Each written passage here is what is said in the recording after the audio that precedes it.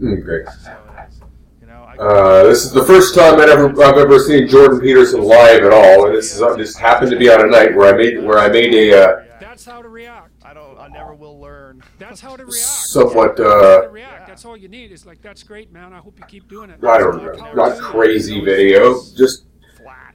as I was walking over the bridge to get to the bus stop today, and It is terrific. Yes, it is. I hope I probably scared a few people. I'm It's gone. Thanks, sir. Always a Really pleasure. good to see you, Jordan Joe. Peterson, you're a good man. It's a pleasure to be here Thank you, again. everybody. Well, it just ended the show. How about that? It just ended, Joe. The first time I'd ever seen. I don't think he didn't get on there. Wow.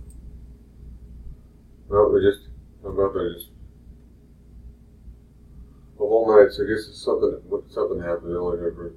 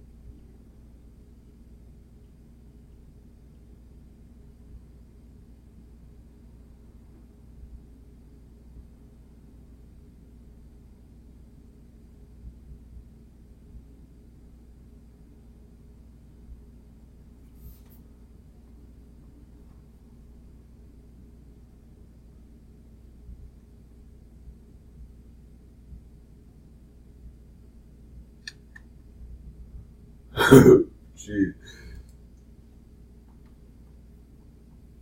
In today's episode of Everybody Who Likes Donald Trump Has Something Wrong with Him and Is a Bad Person, we have this story: how Donald Trump appeals to men secretly insecure about their manhood. Yes, you've heard it.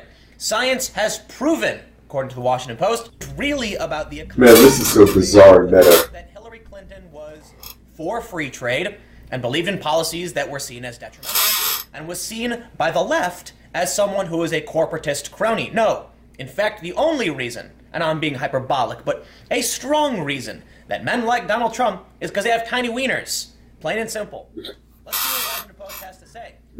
Let me just thank you, Washington Post, for finally giving us the journalism we so deserve. Thank you for making this powerful argument that I can use when I talk to Trump supporters who I disagree with. I'll remember, when I go and talk to my friends who are Trump supporters, when they say they support Trump, I'll say, but clearly the only reason you do is because you have a tiny wiener. I don't know what I'll say to the women. Maybe they must have tiny wieners too, and they feel insecure about it. I don't know. But let's see what Washington Post has to say about Trump supporters and their tiny wieners. From boasting about the size of his wiener on national television to releasing records of his high testosterone levels, President Trump's rhetoric and behavior exude machismo. Is that how you pronounce it? Machismo? His behavior also seems to have struck a chord with some male voters. See, for example, the Donald Trump family. Finally, someone with balls t-shirts common at Trump rallies. But our research suggests that Trump is not necessarily attracting male supporters who are as confidently masculine as the president presents himself to be. Instead, Trump appears to appeal more to men who are secretly insecure about their manhood. We call this the fragile masculinity hypothesis. Here is some of our evidence. That's right, Trump supporters. Y'all got tiny... It's hard to say over and over again without laughing. What is fragile masculinity?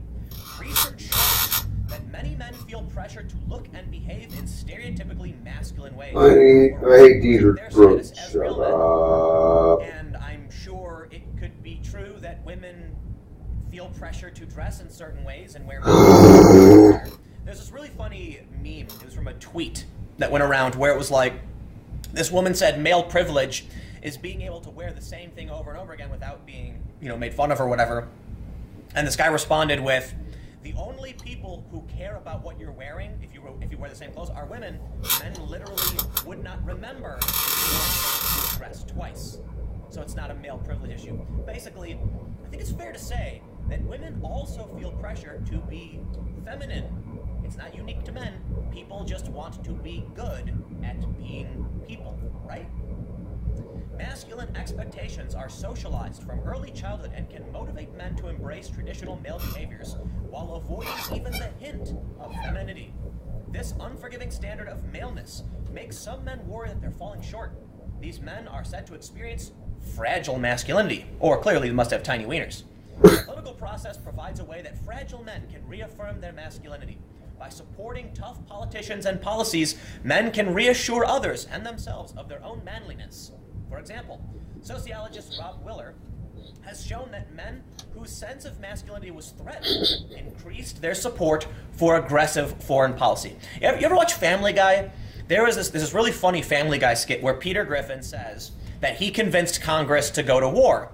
And he did it because he's in the congressional chamber and he goes, someone says we can't go to war, it would be a waste of money, and then Peter goes, well, that may be. But one thing is true. Anyone who doesn't want to go to war is gay. And then all of a sudden everyone goes, I want to go to war, I want to go to war. I think it's funny, but I think it's also a joke. The joke is that Congress people aren't going to go to war because their masculinity is threatened. I'll say this, right? They have research to, this is a JSTOR article. Science is wrong. No, by no means. I think it's obvious when the trope exists, but I also think it's extremely exaggerated to claim that their masculinity is being threatened. They have tiny wieners or they're voting for Trump for that reason, right? I think this article, jokes aside, is clearly meant, like, they're clearly targeting men's masculinity by threatening their manhood, right? The point of this article is to use exactly what they're explaining to make men feel insecure and thus want to be like, I don't support Trump. I don't have a tiny wiener, right? You see what they're doing? They're literally doing the Peter Griffin thing here. We wanted to see whether fragile masculinity was associated with how Americans vote, and specifically whether it was associated with greater support for Trump in the 2016 general election and for Republicans in the 2018 midterm elections. And let's insecure about their manhood. Right, okay. So I'm definitely being a bit hyperbolic when I say it's about the tiny wieners. But insecure about their manhood kind of presents a certain idea, right? Manhood meaning something very specific. But I want to make sure it's clear they're talking about general masculinity, and that's what they're looking at, not wiener size. Measuring fragile masculinity poses a challenge. We could not simply do a poll of men who might not want to honestly answer questions about their deepest insecurities. Instead, we relied on Google Trends, which measures the popularity of Google search terms. As Sarah Davidowitz has argued, people are often at their least guarded when they seek answers from the internet. Researchers have already used Google search patterns to estimate levels of racial prejudice in different parts of the country.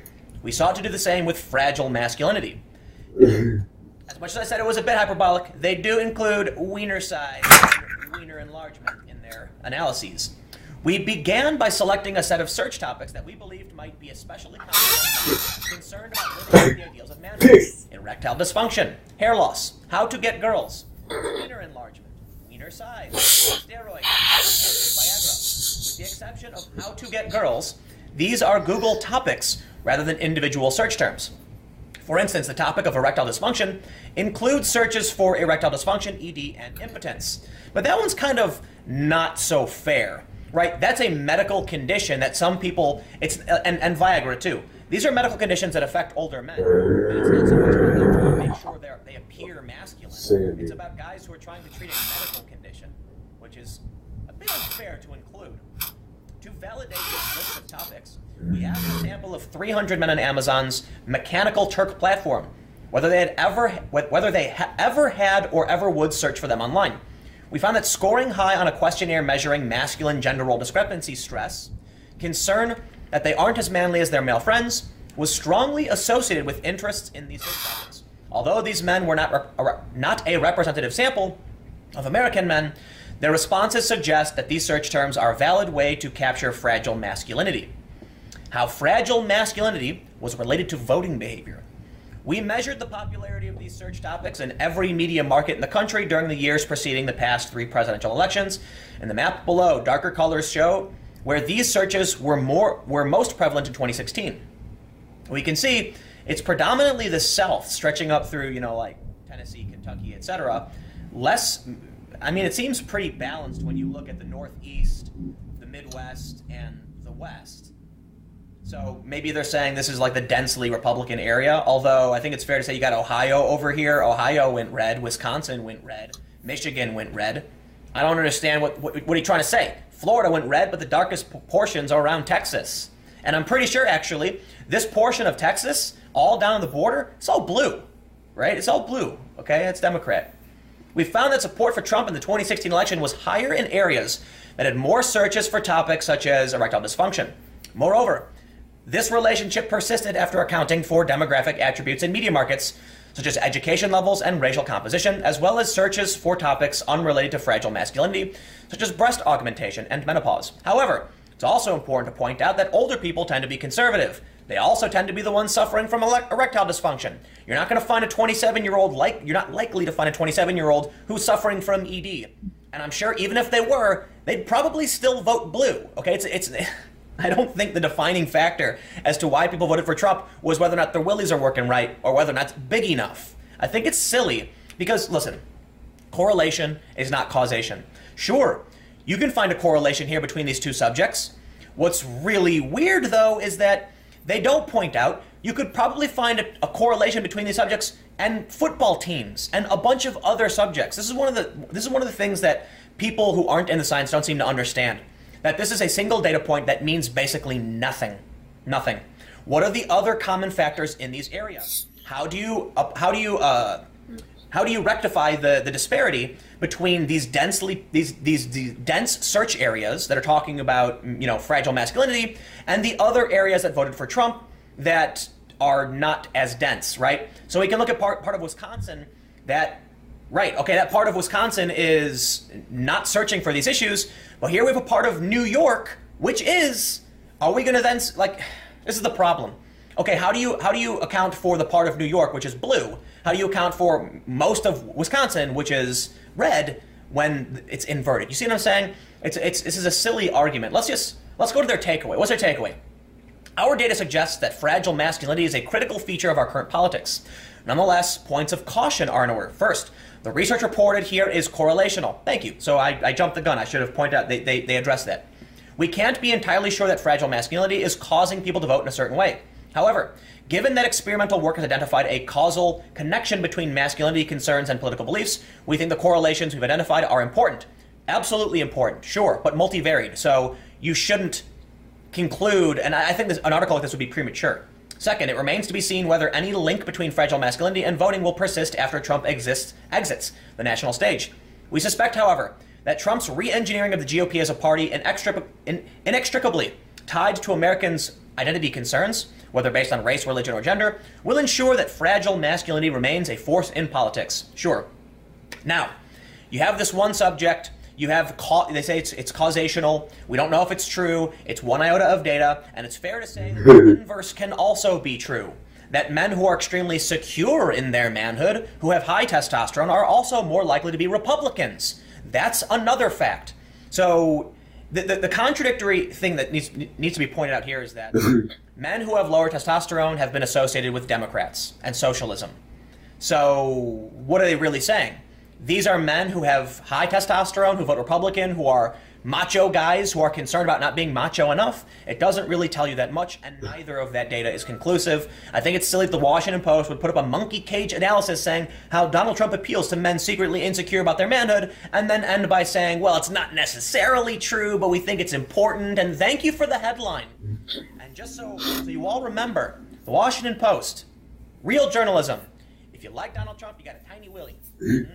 Yes, that's science. Great. Good job, Washington Post. Stick around. I have more videos coming up on this channel.